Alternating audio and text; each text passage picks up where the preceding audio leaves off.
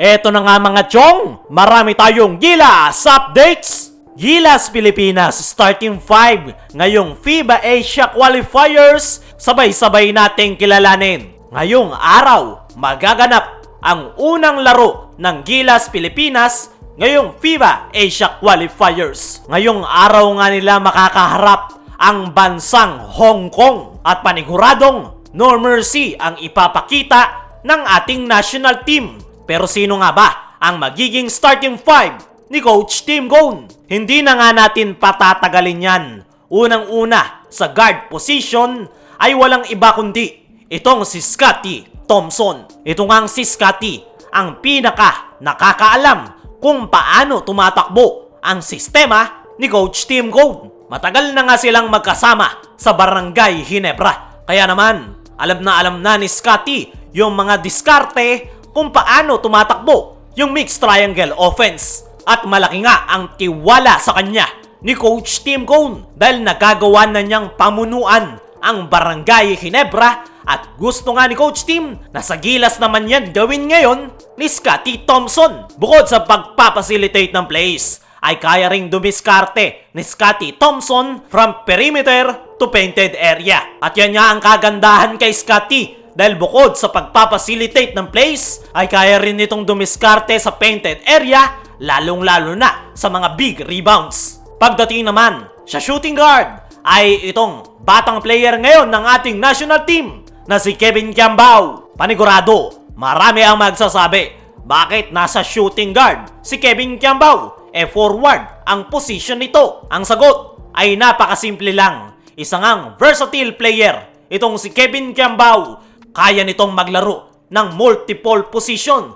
Kahit gwardya, kaya nitong laruin up to power forward. At yan nga ang dahilan kung bakit siya kinuha ni Coach Tim at ipinasok ngayon sa kanyang starting 5. Bagay na bagay sa shooting guard itong si Kevin Kiambao dahil meron itong efficient outside shooting.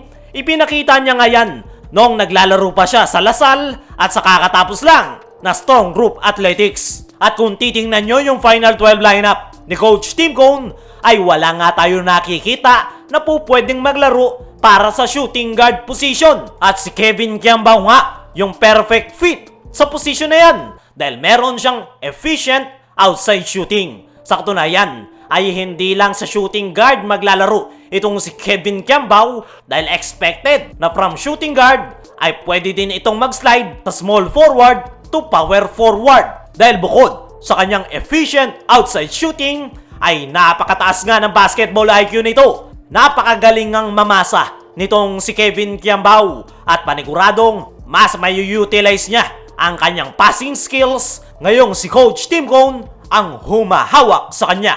Kaya i-expect natin na maglalaro ng multiple position itong si Kevin Kiambao sa Gilas Pilipinas. At para naman sa small forward ay itong si Papa Dwight Ramos. Actually, silang dalawa ni Kevin Kiambao ang magpapalitan sa posisyon. Pwedeng mag-shooting guard si Dwight Ramos, saka naman mag-small forward si Kevin Kiambao. At yan nga ang kagandahan sa Gilas players dahil halos lahat ay versatile player, kayang maglaro ng multiple position. At yan nga ang dahilan kung bakit sila ipinasok ni Coach Tim Cone sa Gilas lineup. Si Dwight Ramos ay very reliable pagdating sa ating national team. Ilang beses na nitong nire-represent ang bansa at nakita natin na kaya niyang maglaro ng small forward position. Mataas din yung basketball IQ nitong si Papa Dwight Ramos. Kaya naman panigurado, magiging maganda yung tandem nila ni Kevin Kiambao dahil silang dalawa yung magpapalitan sa posisyon na magpapahirap sa makakalaban nilang koponan. At ganyan nga ngayon yung modern basketball.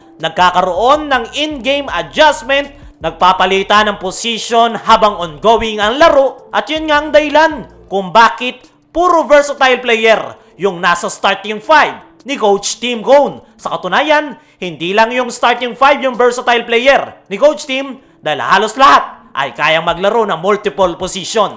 Para naman sa power forward position ay ang ating naturalized player na si Justin Brownlee. Dahil sa pagwala ni Junmar Fajardo ay si Justin Brownlee nga yung mag-a-adjust at siya muna pansamantala yung maglalaro sa power forward. At subok na nga si Justin Brownlee. Kaya nitong maglaro ng big man position. Ilang beses niya na yan pinatunayan sa PBA. Actually, gaya ni Scottie, Kevin Cambao at Dwight Ramos ay isa ding versatile player itong si Justin Brownlee. At ine-expect ko na hindi ito magi-stick sa power forward position at pwede itong makipagpalitan kay Kevin Cambao at Dwight Ramos. Alam naman natin yung kakayanan nitong si Justin Brownlee. Hindi na natin kailangan i-explain dahil kilalang kilala nyo na at alam nyo na kung ano ang kanyang mga kayang gawin. At last but not the least, para naman sa center position ay itong si Kai Sotto. Dahil sa pagkaka-injury ni AJ Edu at Junmar Fajardo